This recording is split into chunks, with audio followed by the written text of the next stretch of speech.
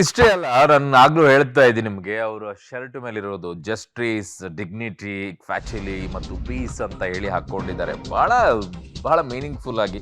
ಬಳ್ಳಾರಿ ಜೈಲಿನ high security ಸೆಲ್ನಲ್ಲಿ Darshan, Ballari ಜೈಲಾಧಿಕಾರಿಗಳು ಎಚ್ಚರಿಕೆ ಹೆಜ್ಜೆಯನ್ನ ಇಟ್ಟಿದ್ದಾರೆ.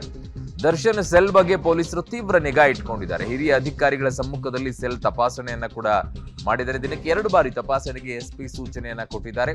ತಪಾಸಣೆಯ ನಂತರ ಹಿರಿಯ ಜೈಲಾಧಿಕಾರಿಗಳು ವರದಿಯನ್ನ ಕೊಡಬೇಕಾಗತ್ತೆ. ಮಾಡ್ತಾರ 2 ಬಾರಿ ಒಂದೊಂದು ದಿನಕ್ಕೆ. ಒಂದ್ ವಾರ ಮಾಡ್ಬೋದು, ಒಂದು 15 ದಿನ ಮಾಡ್ಬೋದು. ದಿನನಿತ್ಯ ಯಾರೇ ಮಾಡ್ತಾರೆ? ಅವ್ರವ್ರ ಪಡೆಗೆ ಅವ್ರು ಅಡ್ಜಸ್ಟ್ ಆಗ್ತಾರೆ ಅಷ್ಟೇ. ಫೋಟೋ ವಿಡಿಯೋ ಆಚೆ ಬರದೇ ಇರೋ ರೀತಿಯಲ್ಲಿ ನೋಡ್ಕೊಳ್ತಾರೆ ಅಷ್ಟೇ. ಆ ವ್ಯವಸ್ಥೆ ನಡೆಯುತ್ತೆ.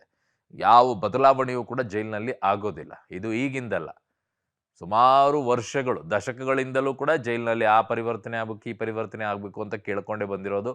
ಬಟ್ ಅದು ಯಾವುದು ಕೂಡ ಬದಲಾವಣೆ ಆಗೋದಿಲ್ಲ. ಇಂಥ ಬೆಳಕಿಗೆ ಬಂದಾಗ ಒಂದಿಷ್ಟು ಕಾಣಿಸಿಕೊಳ್ಳುತ್ತೆ, 1 ವಾರ 15 ದಿನ, ಆಮೇಲೆ ಮತ್ತೆ ಯಥಾಸ್ಥಿತಿನೇ.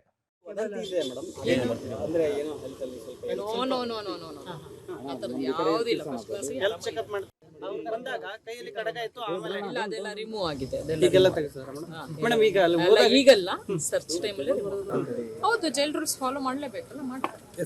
ಆಯ್ತಲ್ಲ, ಎಲ್ರಿಗೂ ಏನ್ ನಾರ್ಮಲ್ ಫುಡ್ ಇದೆ ಅದೇ ಹೋಗಿರುತ್ತೆ, ತಗೊಂಡಿರ್ತಾರೆ. ಮಾಮೂಲಿ ಎಲ್ಲಾ ಅಕ್ಯೂಸ್ಡ್ಗೂ, ಐ ಮೀನ್ ಎಲ್ಲಾ ಪ್ರಿಸನರ್ಸ್ಗೂ ಹೆಂಗಿರುತ್ತಂದ್ರೆ, ಭೇಟಿ ಮಾಡಲಿಕ್ಕೆ ವಾರಕ್ಕೊಂದು ದಿವಸ ಅವಕಾಶ ಇರುತ್ತದೆ.